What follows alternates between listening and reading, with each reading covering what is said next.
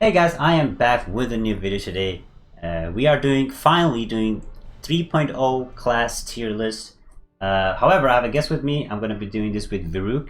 If you want to check out his videos, he has a link in the link will be in the description. He does also World of Kings videos, and I was like, let's add him in here to get some different perspective on the tier list. Maybe we'll have like different classes on the different tiers, or we will have maybe probably some of them on the same tier. So we're going to talk about it. Let's get right into it. Varuk, you here? Yo, what's up, man? So this is Varuk right here. You can check out his channel in the link below, and he also does World of Kings videos. And yes, hi, I'm Spid, by the way, if you guys are watching from Varuk's channel. Now, Yeah, I think they know who you are. yeah. So we're gonna start with my class, the Paladin. So the Paladin, we're gonna first start talking about the Dragon Rider, the tank.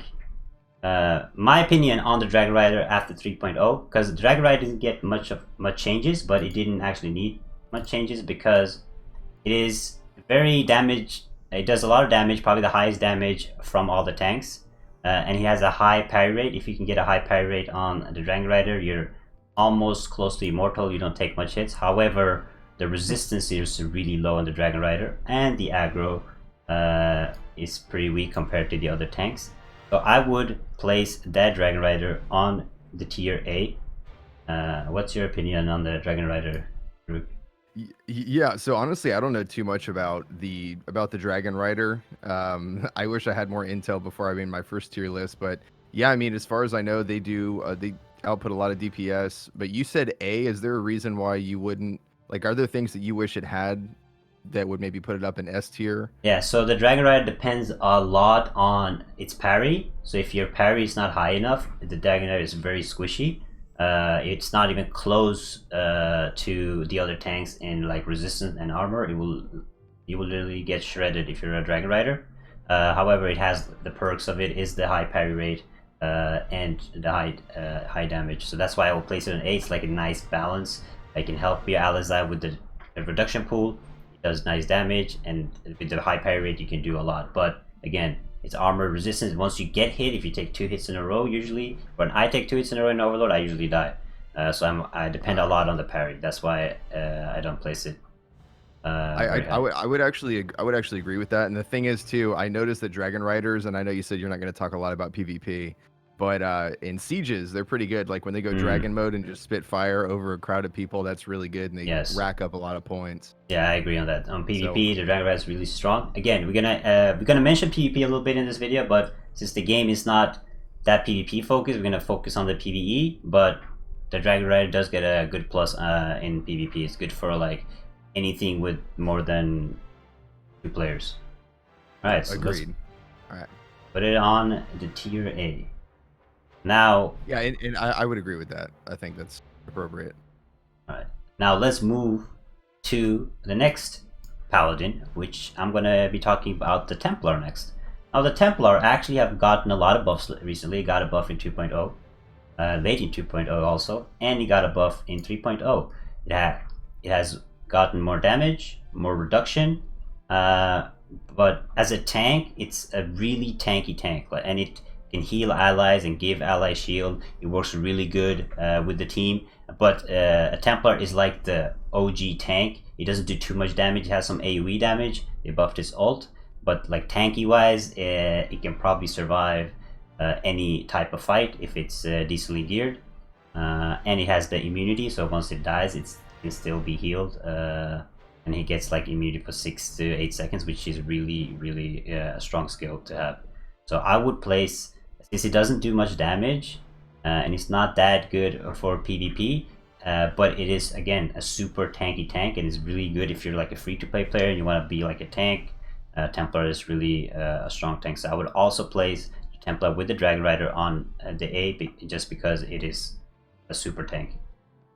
What do you think? Yeah, I would actually agree with that. I would put him in A, and just another thing to reiterate is that Templars, in as much as I understand about them, is they're very user friendly. So if you're a new player, it does exactly what tanks need to do pretty much perfectly. It's got, I believe, that single target taunt So if you're in a raid, you're more than useful, and it's really forgiving in both aspects of physical damage and magical damage being taken. So it's just a forgiving tank, and if you pick it, you really can't go wrong.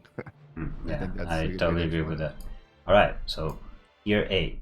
Now we're gonna talk about the Inquisitor. Now the Inquisitor is the DPS of the Paladins. Now the Inquisitor didn't get much love in version 1. He started getting more love in version 2, and in version 3 it actually is a viable DPS. I would have preferred like before I would have preferred like the other classes, the melee like Weapon Master or another melee class in front of the Inquisitor, but right now the Inquisitor is actually pretty strong, does a lot of damage if you gear it right. The problem is there's not too many Inquisitors around, but those who are around, they do a lot of damage. However, I'm not quite sure what to place it between A or S. What do you think, Rook? What would you give the Inquisitor? So first of all, you're right. I have some people in my guild who have all pretty much swapped to Inquisitor, and their damage is crazy, but it's kind of RNG from what I noticed. They're not the same pretty much every fight. Hmm. But the people who have gone Inquisitor, they like when they pop off, I mean they pop off and they Yeah, do yeah. really well. And it's like, what is that an Inquisitor? What is that? I was actually in an Overlord with three other, so there was a Templar who was tanking, and then there were like two Inquisitors, and then me as a DPS, and they were up there. So I think it's a fun class. I don't know too much about it in terms of min maxing, but I think I would put them in A2. Just Hmm. I want to put them in S, but the only reason I would put them in A is just because of that RNG Yeah, the factor. It's not going RNG. to be around the same every time. I Yeah. I agree on that. That's why what putting me off too, because it can do a lot of damage, but again, it's RNG, and it's all about how you gear it. You actually have to be really like careful, and it's a very like hard class to actually get to know and learn the mechanics and exactly how to gear it. So, and it's a lot of RNG based. So I will put it on A.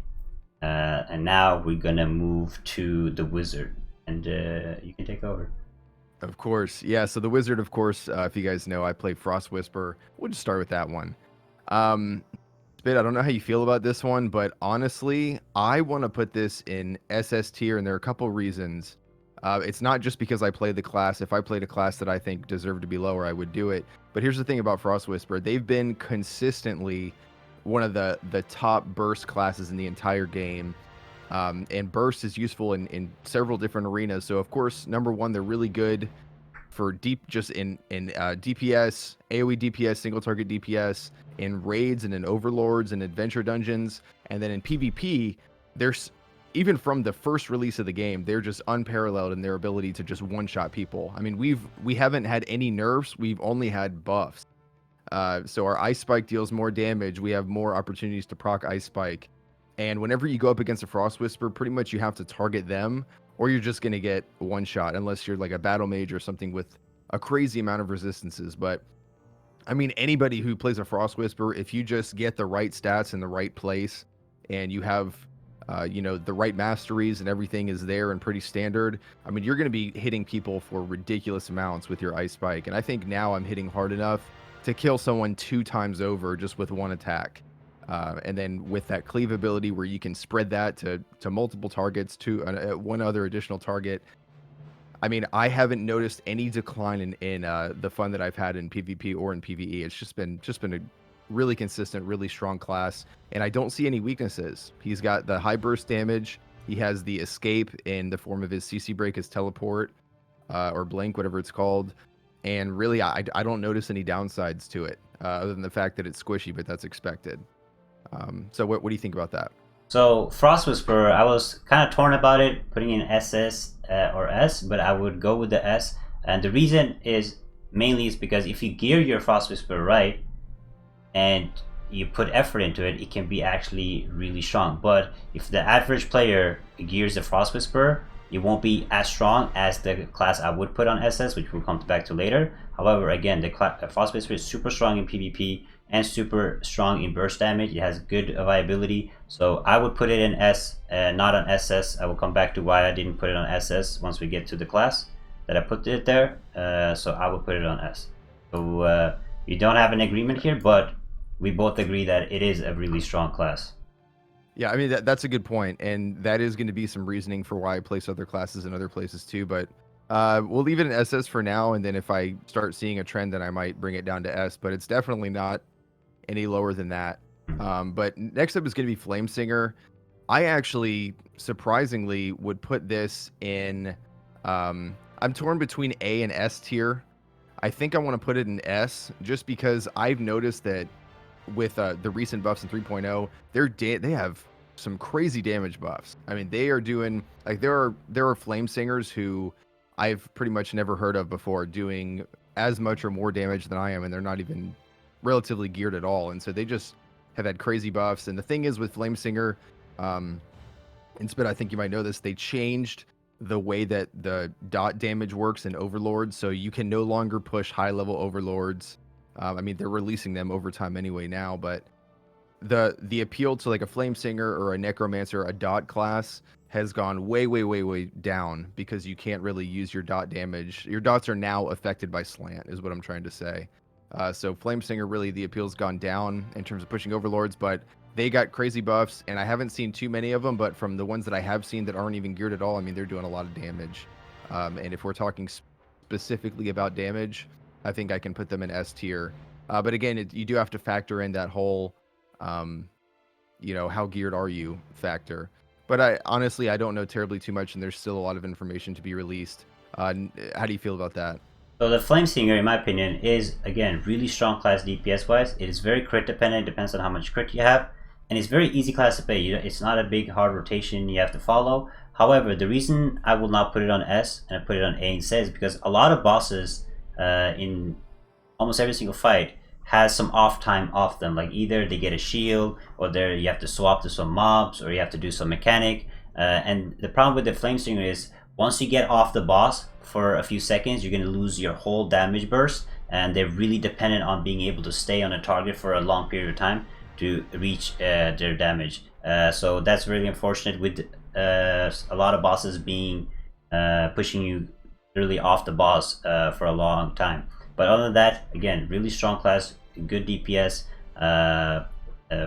Frostwhisper, since I put a Frostwhisper on S, I'm not going to put the Flame Singer on S because it is not as good as the Frostwhisper. And it's really depending on if you have the ultimate for the Flame Singer, you start a fight with the ultimate to be able to maintain the damage. But once you have everything correctly, it will do a lot of damage. But I will put it on A. I actually would agree with you too. You're right about the whole boss time and the current bosses that we're fighting. I would agree with that. I'd move it to. I felt weird putting it in S. I just know it's doing really well now. But yeah, I'll actually move it down to A. I agree. And then next one, Fire Frost. Honestly, I've seen a few buffs, but I don't know enough to make a proper assessment. I just want to put them in C just because I don't see people using them. Like, why would you not use a Frost Whisper? That's if you're a Fire Frost wizard and you're crushing it and you think I'm wrong, please educate me because I just don't know. But I'm putting it in C. I think there's a reason people aren't using it, and that's all I can say about that. Yeah, the Fire Frost is it got a lot of buffs, but I feel like they try to make a balance between like the fire and the ice, and it usually doesn't work because you become like an elemental mage. So they want to kind of give you like the burst and then the duration, but both are just mediocre. So I will agree with you on that. I will put it on C. It doesn't have too much like defenses or anything that really puts it like it can do something special. I feel like it's just mediocre in all aspects. So I will also put it on C. Agreed. All right, let's move so over to I'll do the next one. We'll move over to Mage. Thanks for Rick for doing the Wizard. So the Mage is a really like overall Mage is like probably the best pool in my opinion right now. Yeah. So we're gonna start off with probably. Not probably. It is the best DPS by far, the Crystal Shaper. Now, the Crystal Shaper has actually gotten an insane buff.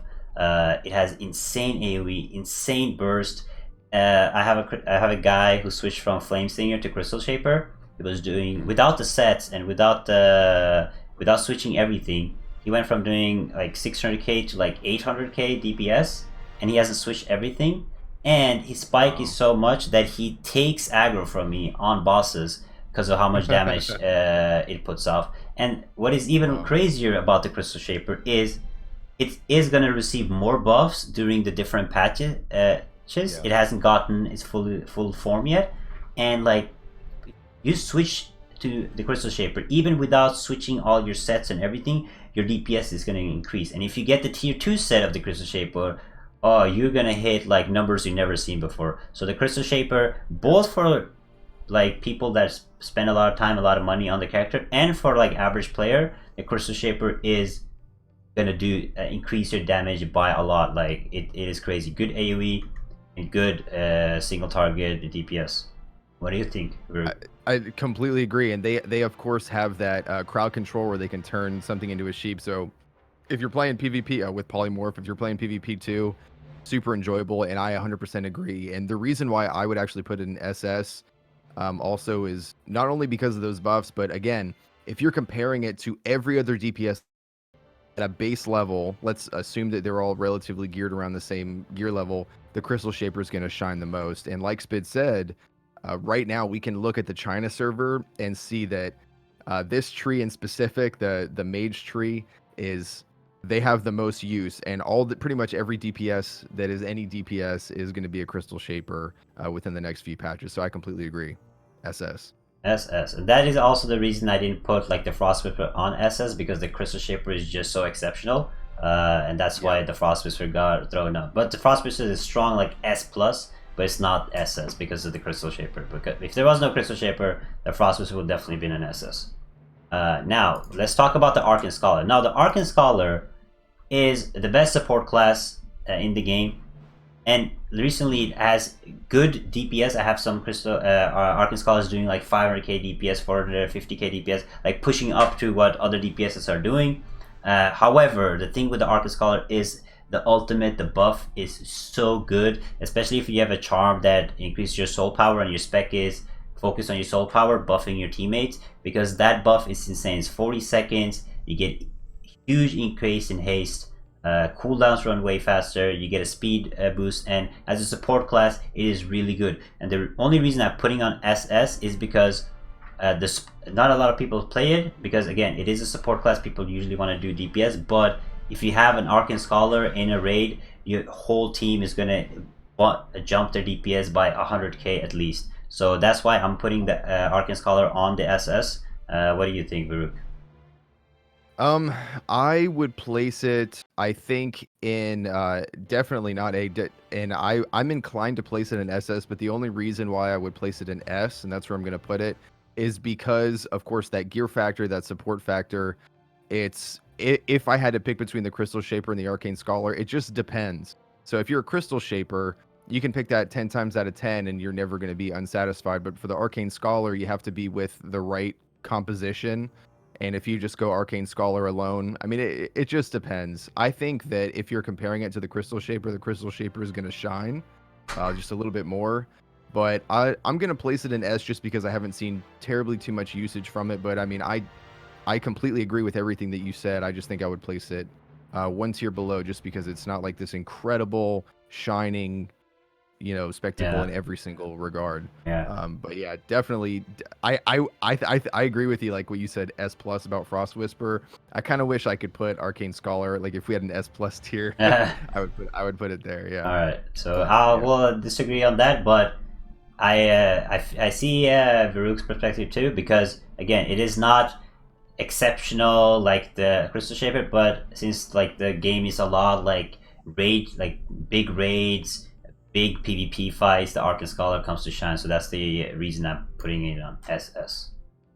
Now let's go to the last of the mages, which is the Battle Mage. Now the Battle Mage, since version 1, the Battle Mage has been the best tank, and today it is still the best tank.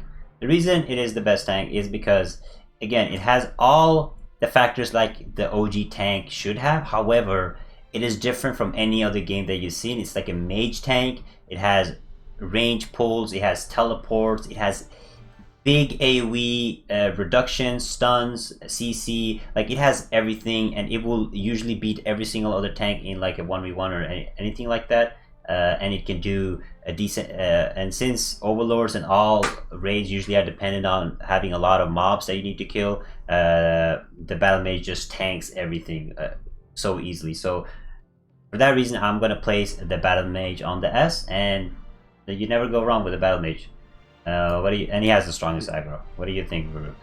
Yeah, I'm just putting in SS because it is phenomenal. I mean, they have the craziest damage mitigations. I mean, people are not gonna like me for saying this, and I'm sorry. I love you, but it's incredible. It does everything that a tank needs. It'll never die. It has the craziest damage mitigations. It can basically just siphon you into a void of nothingness that makes you do 0 damage. It'll lock you down forever in PvP. You'll never be able to hit it. It doesn't matter how strong you are, even if you're not geared. And the thing is, it can, like Spid said, it can pull aggro. It has an ability, I believe it's Shocking Grasp, where it can just taunt and regain aggro over and over and over and over. And one problem that I've been having with tanks is if I run an overlord with, like, let's say a Vanguard or another tank that has kind of some cooldowns in terms of their aggros, or their taunts rather, I've found that I can't really help lower tanks because I just peel the boss off of them and I just get one shot by the boss. But with battle mages, even if I'm running with a lower one, they can just I never pull aggro off of them because their taunt is 0 cooldown and they just can spam it. And so they stay alive. They have incredible mobility in the form of blink or teleport. I keep forgetting what it's called. But I've every time I see a battle mage, I've never been upset by them. I mean, they're very frustrating in PvP to go up against. In the faction altar, I'm just gonna say I run from them. I run away from them unless I have like 5 other people. They can 5v1, 10v1. Yeah, I actually agree. I'm gonna move it to SS2. I agree with you. It is actually that strong because even no matter how geared I am, I cannot beat a battle mage. Like, it's actually like a whole different. The only like con with the battle mage would be like in like a raid. If there's some mobs you need to pull away from the boss, you can't really do it as a battle mage because of how immense your mitigation and aggro is. But other than that, it is phenomenal every single part. So I agree. Yeah, I agree with you that. Right. And that literally is the only downside, is just not being able to split up adds. You have to pull with your auto attack because if you do your Shocking Grasp, you'll pull everything and it won't stay off you. But okay, we can go to the next set now. All right, we'll take over. And what was it again? You want me to go Cleric? You can go Cleric. Yeah, let's talk about the Cleric. Oh, Cleric. Okay. Well, I have somebody who's helped me out with this. But let's do it like this. I want to start with the Saint. And I'm gonna put the Saint, and I need to qualify this in SS. I feel as strongly about the Saint as I feel about the Battle Mage. Now, here's the thing. If you don't know, every single healer in the entire game has been given a buff called Rising Spirit that they apply to their entire party, and it gives them, I think it's like 10% damage increase, 10% haste, 30% critical damage, 10%, I think I already said crit, but basically they get a huge upgrade. Every single healer gets that. But the thing is, for the Saint, for the Exarch, and for the Archon, they have the ability to double their damage increase that the party gets by 10% through their masteries. So the Saint, the Exarch, and the Archon are doing, instead of 10% damage increase, it's 20% damage increase, and there's also an additional 10% healing too. So let me put it like this: the Saint is the most free-to-play, friendly class in the entire game. If you take a Saint and you match it up against, let's say, a Lightbringer, the Saint spends $10 and the Lightbringer spends $10,000. The Saint is still gonna crush their healing numbers. So the Saint does everything that you need it to do as a healer. Basically, it's sorry, my computer light just turned off. Give me 1 second.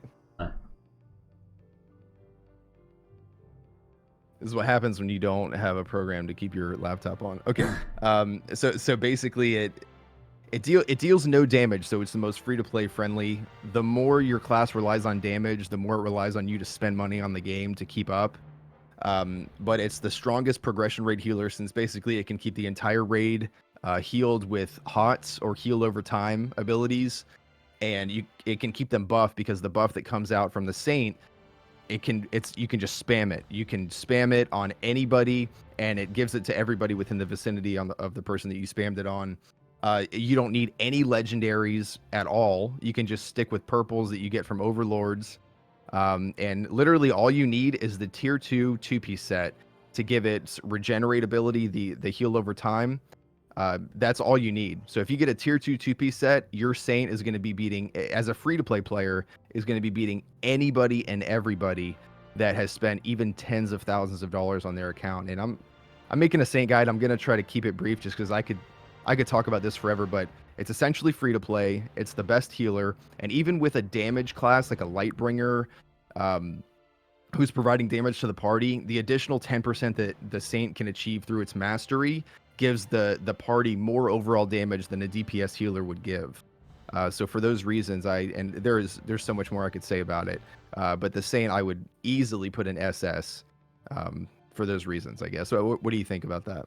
So I would put the Saint on S. The reason is, again, it is a phenomenal class. I totally agree, especially for free to play and so on. But because of it is not able to output as much damage as the other healers, and because I only have one healer on the SS, and I will come back to it later why, and that healer is mainly the reason why I can't put this Saint on SS. But again, it is really good for free to play classes, and anybody else gives double damage buff and can keep the whole party alive really well, good healings and so on, but it lacks damage like some of the other healers, so that's why I will put it on S. Okay, and the next one is the Exarch. I would put the Exarch in S. Now, not a lot of people use it, and there's only like one on my server that plays this, but they got the same buff that the Saint and the Archon did in the form of having their 10% increase through their mastery. So it's basically the same thing as a Saint, but it can't really spam some of its abilities, and it can't keep up the damage buff on as many people as easily. And so I would put it in S just simply based on the fact that it's relatively free to play. It doesn't do damage, but again, the damage that the 10% damage buff to every other single person in your party would weigh out, would give way more damage, overall damage to the party than a DPS healer, and everybody's doing 10% more damage. But the thing about this is basically it has that superior party buff. And again, there's not really a lot of other people that use it, but it attempts to strike a balance between the Lightbringer and the Saint. So it's just kind of a little bit less. It's not as good as a Saint, and it's certainly not as good as a Lightbringer. But again, the Lightbringer didn't get that buff at all. But I would just put an S simply on the basis of its buff that it provides. Not as good as the Saint, though. I would put that, and I think we have a huge we have a huge disagreement on this, but so Exarch for me, it got a nice like the double buff, but again, I feel like it is doing the same thing as Firefrost, where it's trying to balance between the Lightbringer and the Saint, and it's like missing on both parts. It doesn't have as much damage as the Lightbringer, nor the healing as the Lightbringer, nor does it have the close to healing as the Saint. And it also depends on being able to hit the boss to be able to use its heals. So low heal, low mobility, low damage. However, the buff is really nice. I was going to put it on C, but because of the buff that it provides, I will put it on B. So that is we have really different opinions on this, but yeah, well, it's okay. Yeah, it's fine. It's only because of the buff. That's Yeah. why. I mean, I would pick a Saint 10 times out of 10 over an Exarch, but that's fine. I mean, it really is a crazy buff. But the next up is the Lightbringer. Now, this is going to be... I have mixed feelings about this. I previously put it in SS, but I'm actually going to put it in A tier, and it's for this reason. It does not get the same buff that the Saint and the Exarch and the Archon get because of their mastery doesn't give them access to an additional 10% party damage. I'm putting them in A tier because it is a DPS class, and again, the general rule of thumb is if you have to rely on dealing damage to heal, then you have to wail and spend a crap ton of money to be able to keep up. So the Lightbringer that I have in mind and the Saint that I have in mind, The Saint basically effectively doubles their healing, even though one has spent 10,000 or more dollars and the other one has spent maybe $100 on cute costumes. So it's just crazy. They do a lot of damage, and if you're super wailed out and geared out as a Lightbringer, then you're crushing it. You're keeping up and you're doing everything you need to do. But if we're looking at it just from a neutral class perspective, I would put it in A for that reason. I would put the Lightbringer on S. The reason is that, again, it is a really whale class. Like, if you gotta spend money if you want to keep up as a Lightbringer, which is 100% true. But if you are a Lightbringer and you are spending money, you are putting up some crazy numbers. There's some Lightbringers that have spent a lot of money that are even doing 500k DPS, and you can keep up healing on a party easily. You have a nice shield bubble. You can do shield spec, really strong for like smaller like five-man dungeons, PvP, any of that, because of the damage that it deals. So I would put it on S. It doesn't have as much healing as the other or the buff, but because of the damage it deals, it is special compared to all the other healers, and that's why I would put it on S. But you gotta wail if you gotta keep up as a Lightbringer. That's right. Okay, next one. What's your next one? So I will talk about the fighter next. The fighter is gotten a nice buff. So we're gonna start off. Since we were talking about healers, we're gonna keep going with the healer. I'm gonna talk about the Archon. Now the Archon is my SS healer. It got an insane buff with this 3.0 update. Like literally everything. It does really good damage now. It was doing like 10k, 20k pre-update. Now it's popping even over 150k DPS. Some of the Archons, really good healing, and it gives double buff, which is super strong. Good banner buffs. It is just good on everything. Like an Archon was like triple healing, triple the healing of a Lightbringer. Like it is next level now. The Archon is by far the best healer. That is the reason I'm not putting a Saint on SS, is mainly because of the Archon and how strong the healing is, how strong the DPS is, and how much healing it literally does. But it is a fighter. You have to be close to it to be able to get those heals and those buffs. But most of the dungeons and raids are usually with the group when you are doing them. Archon is my SS. Yeah, and I would agree, SS. I think the Saint and the Archon are pretty much exactly the same in terms of healing. Like I've seen people that are relatively geared around the same amount doing the same damage. And Archons and Saints are crushing it. Nothing else even comes close. The only reason I would prefer, and they're both an SS, but the only reason I would prefer a Saint over an Archon is because, again, like Spid said, Archons require you to be around them. And generally speaking, if you're in a raid with them, they're only buffing, let's say, a 25% of the raid. The other people who are not near them, like the range DPS, they don't get any of the from them. It's really only the melee DPS and the tanks that are sustaining that buff. And so if you stay close to it, it's exactly the same as a Saint.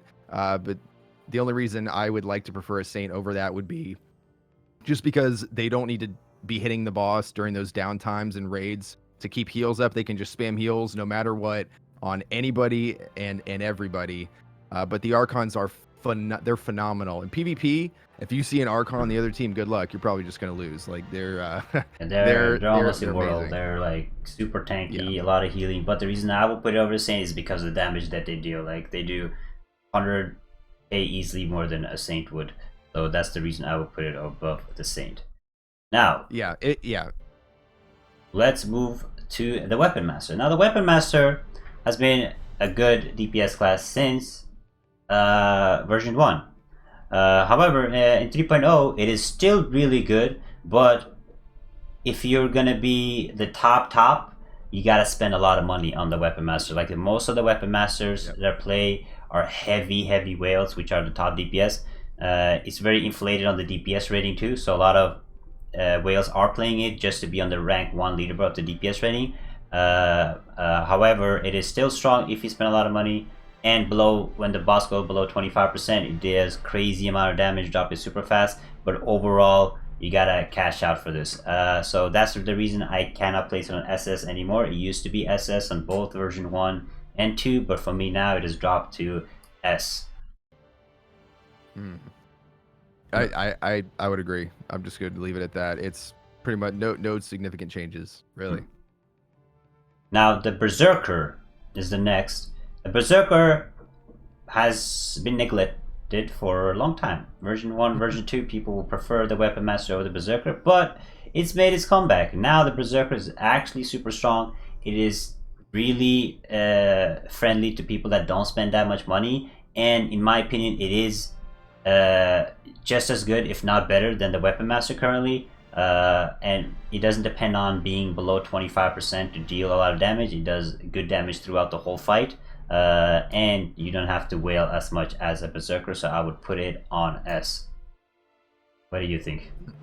I think I would put it on in the A slot, just because I don't know anything that would make it really outshine the Flame Singer or other classes that can deal like relatively good damage. Like just like the Frost Whisper as the Flame Singer, it's really had a huge bump in damage, like Spid said. And I've seen people experimenting with the Berserker doing really well. So I'm gonna put it in A just because I don't know too much about it. But if somebody has something that they found out, comment down below and we can get that bumped up to S. I wouldn't put it any higher than S, but I generally tend to agree with you on that one. Yeah. I almost knocked over my mug. Okay.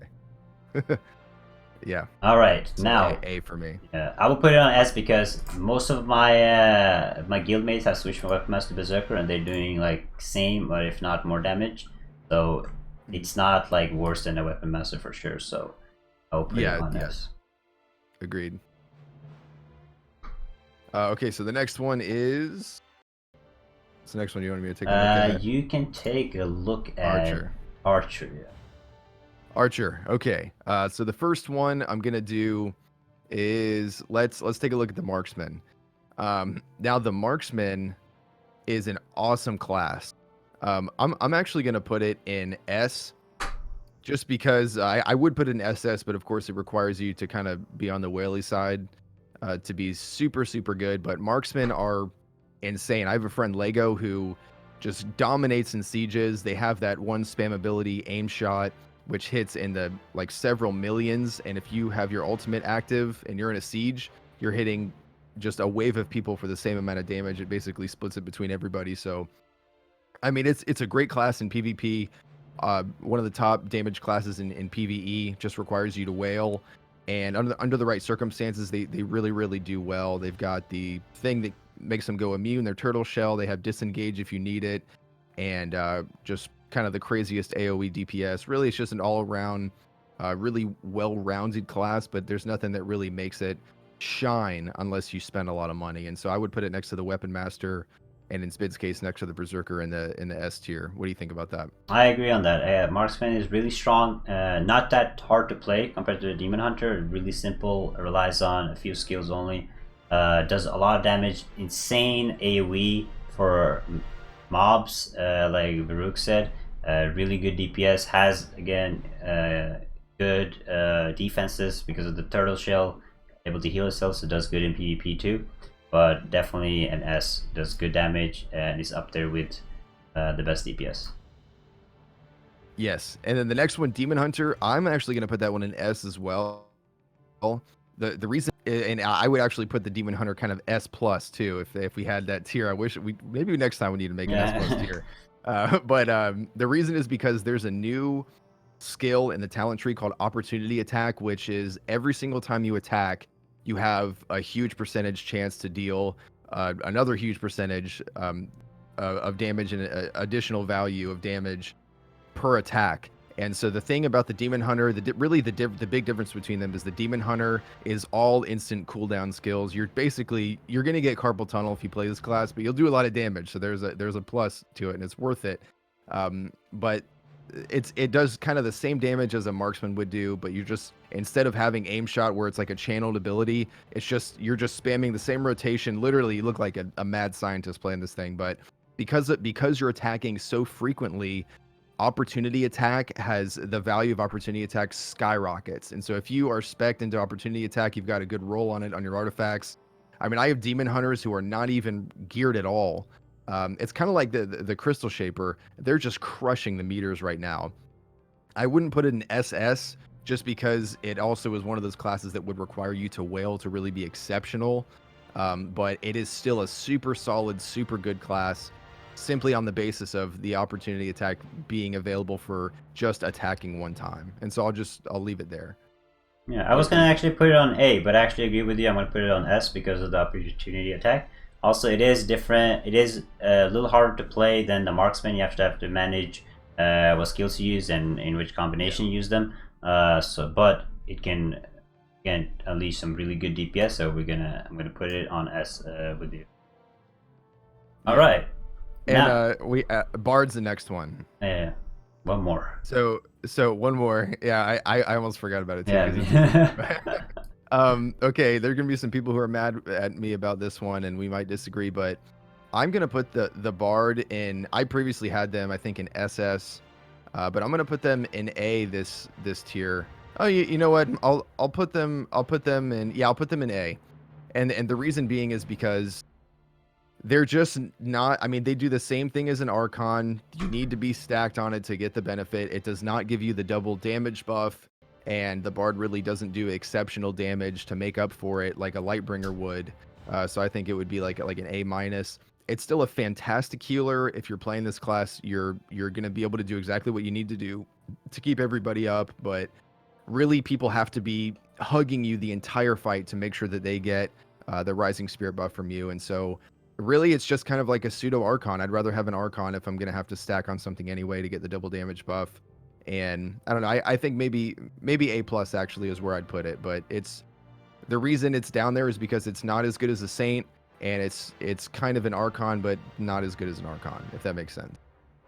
I will put it so it's it actually depends, because if you're a free-to-play player, it's a really good class to play. You can heal without attacking the boss. You have some good dispels. Depending on your mastery, you can actually give extra damage buff if you have a high mastery. So that's why if you're a free-to-play player, I will put it on A. But if you actually spend and invest in your Bard, I will put it in S, because again, of the mastery. Higher the mastery, the more damage buff it will give. It can heal again without attacking the boss. Good damage reductions. Its ultimate is really useful for massive raids, because you can literally take a whole hit without getting damage because of the ultimate, and it has some good seed reduction, and the more really often, like every 8 seconds, it has dispels. So I would put it on S. But if you're like a free-to-play player, I would put it on A, just because of the mastery. You won't be able to reach the mastery, which is tier 4, which will give you the extra buff that the Bard provides. I didn't know that. I could be wrong about that, but I was under the impression that Bards didn't get that. No, they have a different buff. I think it's, check real quick. I mean, right? It has a mastery. If I'm wrong about this, just comment, I guess. It's a mastery. Basically, it will, depending on the mastery's level, it will give more and more damage buff depending on the mastery, basically. Okay, gotcha. Yeah. I mean, the Bard used to be phenomenal. The person who helped me out with this said the Mighty has fallen. It used to be equal with the Saint as like the best healer in raids. And you can do just fine as, you know, in free to play, like Spid said, but it's just kind of like a pseudo Archon, and for that reason, I'd put it in A. But I agree with your reasoning. I just place it a bit lower. All right, now we move on to, let's see, let's talk about the Rogue. Now the Rogue.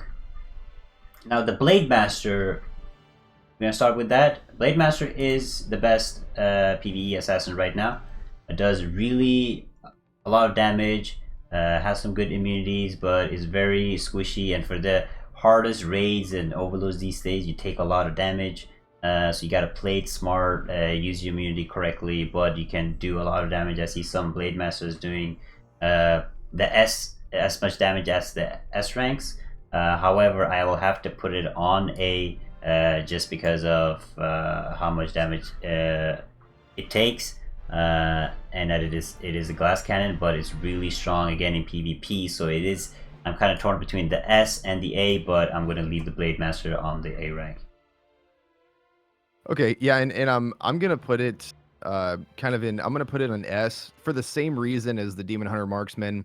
Really good, not crazy exceptional. You have to be a whale to really shine to like put it up in the SS tier, but it'd be lower S for me, kind of closer to A. just because of that. You can't really the appeal previously was because you can use their dot damage to push overlords, but again, that's not a thing. And PvP is really hard to scale in and factor in, and so I would say Blade Master. I'd be comfortable putting it like a low S, like S minus, for I that would reason. put an Yeah. A plus probably on the Blade Master, but not quite an S. Now the Spell Blade is the next one. Now the Spell Blade has that it can both be ranged and melee. Again, super good in PvP, and it got a recent buff. They actually buffed its PvE power by 12%, as just so that it wouldn't, because it's already broken in PvP, so they had to buff it without affecting the PvP. But in PvE, it's not as good as the Blade Master. It has nice abilities by being able to go range, because some bosses pushes you away from the boss, so you can still DPS it and stay on the boss. However, it does not do as much damage as the Blade Master. It is a glass cannon, but if you see a class getting buffed in PvE power, you know that class is struggling. Problems. Yeah. So I'm gonna put it on the B rank. What do you think? Yeah. You know what? If this was a PvP tier list, I'd put it in SS. But since it's overall, I think I wanted to put it A. But I think I'd put it in B, just because if you're gonna be a rogue and do PvE, I mean, why wouldn't you just be a Blade Master? And he's right, Spid's right. It's been given a buff, but I haven't seen a lot of usage from it. This is one of those where I'd put it in B comfortably, and if I'm wrong, just educate me. But I would say B. I would agree with you on that. Maybe high B. Yeah. And now we have the Shadow Dancer. Shadow Dancer has always been the worst of all the assassins, and it still is. It's got the same buff as the Spellblade did, buffing his PvE power, but it's good for PvP. It's kind of like the Blade Master, but like a weaker version. It doesn't have that range capability as Spellblade has, so I'm gonna put this with the Fire Frost down on the C. And I would actually put it in B, pretty much right next to the Spellblade, and the reason is because a lot of people didn't know this, but if you were like super whaled as a Shadow Dancer, you were getting more kills in sieges than like Frost Whisper, Marksman. You were pretty much getting the most kills because you can just spam your AoE ability that resets every time you kill someone. So if you were geared, you were just literally immune the entire siege, and you were AoE killing everybody the entire siege. And so people didn't know that. But again, that's for people who are super whaled. And if you're not, it's just kind of an average class. I would put it right next to Spellblade, because like Spid said, they both got a PvE damage, just a raw PvE damage increase, because no one was using them, and they just frankly weren't that great. I kind of wanted to put them both in A, but my A is getting a bit long right now. I would just put them both in B, I think. All right. Now we can go. You can go ahead with the Dark Sage. Let's talk about the Dark Sage. We'll leave the Earthen Walker for the end, so we both can talk about it. So we'll do the Dark Sage now. Okay, Dark Sage. So Chaos Warlock, I would put it in B, just because I haven't seen a lot of usage from it. It's not quite a C. I mean, I might want to put it closer to C than B, but I'll just put it there. I don't know really too much about it. And the reason is because the Necromancer. The Necromancer I would put in S. This class is really shining now in terms of damage. I mean, they've always been super, super strong. Their dots have been really valuable, but I mean, they're just, along with the Demon Hunter and Marksman Blade Master, they're not as exceptional as, let's say, a Crystal Shaper, but if they're in the fight and they're decently geared, I mean, they're keeping up with everybody else. They do kind of have that, like the Flame Singer, if their rotation gets broken at any point, they're basically just going to fall off the meters and not do well.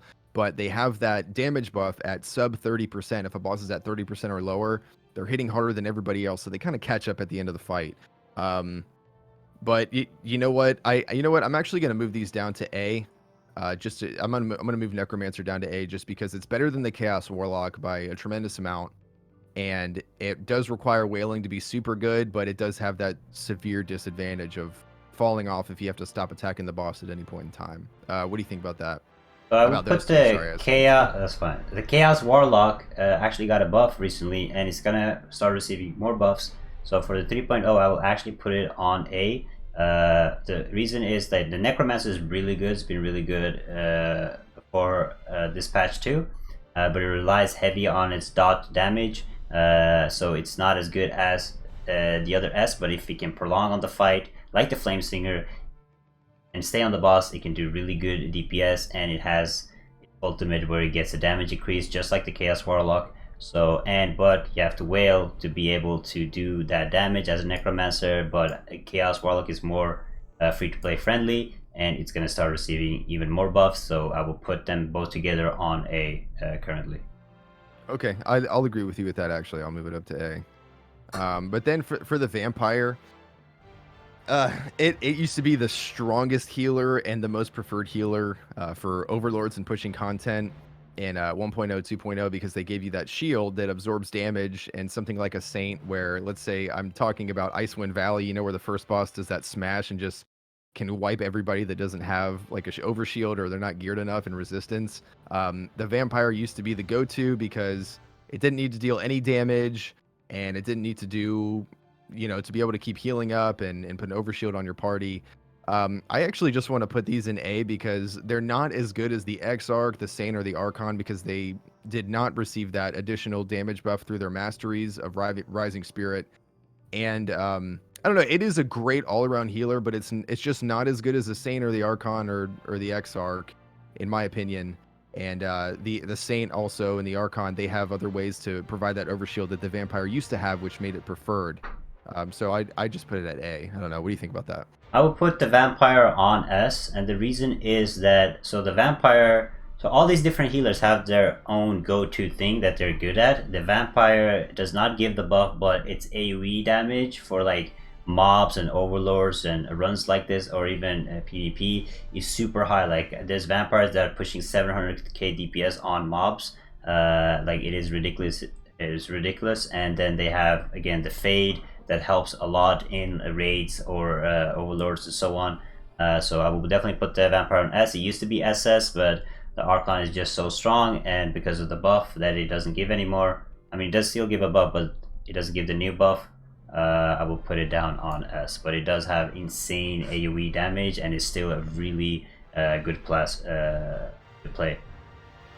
Yeah, agreed. And really the only reason I would put it in A is because you have to whale to keep up with Saints and Archons, but if you're just looking from a pure healing perspective, they're at the bottom of the meters, the healing meters. They do what they need to do, but they're just at the bottom. And if we're talking about healing and an overall class tier, I mean, because Saints and Archons are so high up, that's the only reason I would put it down to A. But I'll say A plus. We really need to start incorporating. Yeah, A plus and S plus for next time. Yeah, for next sure. time. But okay, so that's that. And are you doing? Now let's talk about the warrior. We have the 3 different classes. We have the gladiator. Let's talk about the gladiator first. The gladiator receives some buff. The gladiator can actually be a really strong DPS class. Really difficult to play because you have to learn the rotations and so on, and it's not as good as the other melee DPS classes. So it will always be like just like you like the style of the gladiator, you can play it, but it is not even up there with the others unless you whale super hard. Then you could be like high up there. I have seen some people say the gladiator is really good, but I do not know too much about why. So if you guys know, let me know in the comments below. But I will put the gladiator on B. And also the gladiator gives me the vibe that it's a tank, but it's actually a DPS. So it has high defense, okay DPS, a good HP, but if you want to play DPS, you gotta go with a different class. What do you think? Mm-hmm. You took the words right out of my mouth, man. Agree. Yeah, agree. All right, now we have the Vanguard. Now the Vanguard is the preferred tank between the Guardian and the Vanguard. The reason is that the Vanguard has what the Templar has, the immunity. It has good tanking abilities. It is like the OG style warrior tank, you know, with this charge and other abilities that warriors have. But because of the immunity that it gets when it dies, I will put it on A with the other tanks. It's like an old school OG tank. If you play like old school MMOs and you play this, and there's all these other flashy tanks, you want to go with the Vanguard because it can do what other tanks can do, and it has like the old school vibe to it. Yeah, I agree. The only reason I wouldn't put Vanguard in S is because they kind of have aggro issues if you outgear them, and that's really it. That's been a frustration of mine is when I run Overlords with the lower Vanguard, they can't do what they need to do, which is maintain aggro and keep the boss to themselves. That's really it. But I would put them in A. I think very balanced. Now Guardian, and not too much to say about the Guardian. It is another tank, good defense. It's Not another tank. yeah, it's good defense, okay attack, good mitigation, but like there's all these other better tank options, and so I would just put it on B with the Gladiator. Yep, agree. Totally agree. Now we have the last one, the new class. Now you have to know that the new class, we don't have too much information on the new class.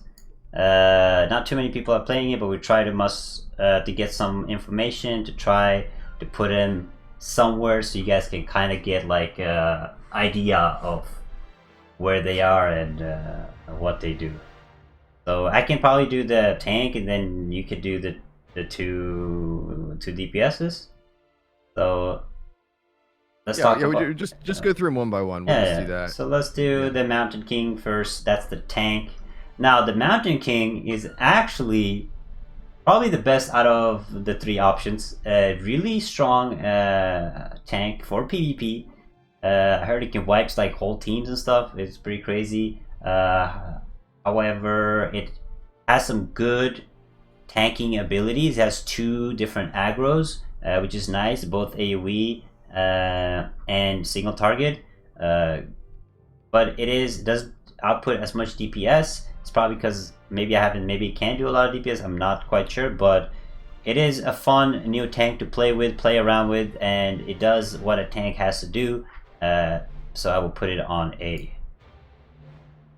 In A, okay. So the thing is, I've heard it's a really fun class to play, but it has its drawbacks. So it is a tank, of course, but it has a specific focus on PvP. It does. I've heard some people are having issues in PvE staying alive. Maybe that's just because they don't know what to do. I know that it's not really for new players.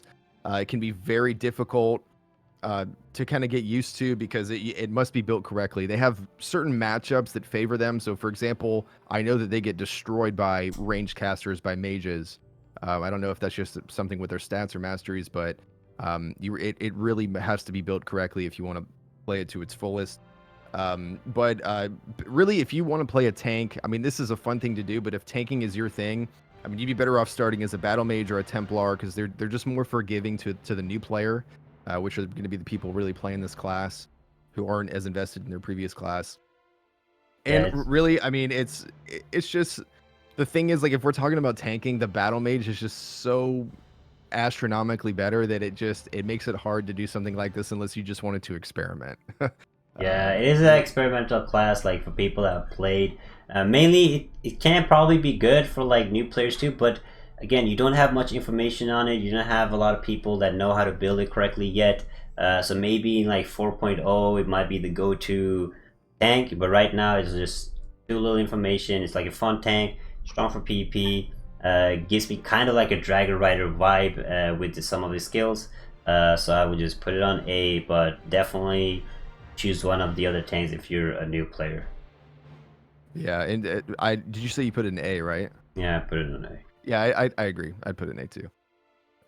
Okay, Dune style. You good? What do you think about that one? So Dune style is the DPS version of it, but it is the melee one. So the Dune style is the melee DPS class. Again, not too much information. It can do, I heard, some good damage. However, it is very squishy, just like the assassin. Glass cannon, but does a good amount of damage. So I would honestly just put it on B. People usually are preferring the Airbender over the Dune Stylus. But what do you think about the Dune Stylus? I would put it in B, but for those same reasons. Like, of course, it's melee DPS. I heard that it's just overpowered in PvP. Like, it's yeah. really I feel like the whole thing is just PvP. Like the Earth and Walker is like PvP focused, while this game doesn't have much PvP. So it's like, like what do you do? It's like the Spellblade and the Shadow Dancer. Like, they buff them and they really shine in PvP, but those they need to bring more PvP into the game, and maybe this would look a bit different. But Yeah. I agree with you. But I hear it's super fun in sieges. Sieges because of its AOE, crowd control, and damage potential. I don't know terribly too much about it, but people have just been saying that it's fun. That's what I've heard a lot. Yeah. That's mainly what we hear about. They're fun to play because they're new, experimental, you know, it's fun to play with. So, last but not least, we have the Airbender. Now, the Airbender is the range version DPS of this. I would put it on SS. I'm joking. Not SS. I would put it on A with the Mountain King, and it is stronger than the Doom style is, and it has the ability of being ranged. It has like a good balance of mobility, good CC for PvP, like okay damage. So not too much information yet about it, but it is the preferred of the DPSs, the Airbender. So that is my list. What do you think? Yeah, I mean, I would put it in A also, and that's just because, again, experimental, and it's I've seen some people playing this, and it looks really fun, and frankly, it's kind of annoying to go up against. So again, A. But yeah, that's my list. I think we're pretty close. We had a couple disagreements, but Yeah. I feel happy with where I'm at there. What is there anything that you noticed right off the bat, Spid, that about this patch and what it's done to your tier list that kind of is obvious? Like any overall assessments? I mean, so it is changed. Like it is changed a lot of classes on how because of the buffs. So what this game does really nicely, in my opinion, is it doesn't nerf any classes to make anybody feel like they're getting punished. It usually just buffs other classes that needs it, so that people usually don't get punished. If you're like playing a bard, you're not getting a nerf. You're just not getting anything, right? So while other classes are getting a buff.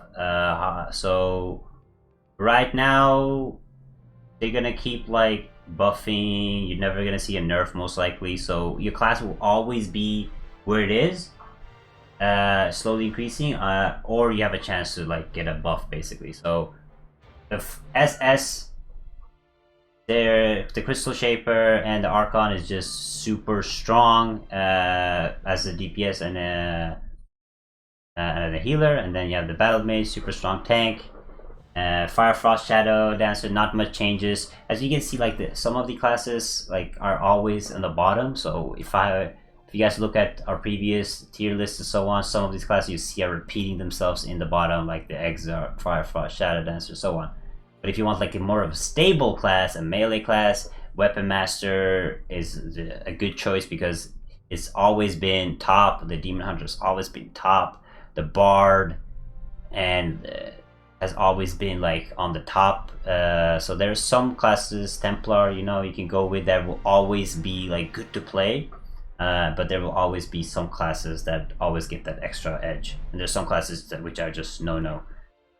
Yeah. If there's one thing that I could say about this whole thing and how it as it pertains to the previous one is, I think just one word will sum it up is just balance. I mean, the game's doing a really good job of balancing classes, and look at A. I mean, it's grown a lot since the previous tier list video, and they're doing a great job of kind of noticing the weaknesses and, like you said, not really nerfing people, but bringing up shortcomings of certain classes. And I think that they're addressing the game correctly. They're doing a good job, and as far as I can see, they're really trying to. It looks like they're bringing a lot of things into balance, which I can appreciate. But I don't know. It's been a long video. Sorry for the long video. Yeah, but it's been a long video. It's been some good discussions. You know, we had some. I think I am happy with my tier list.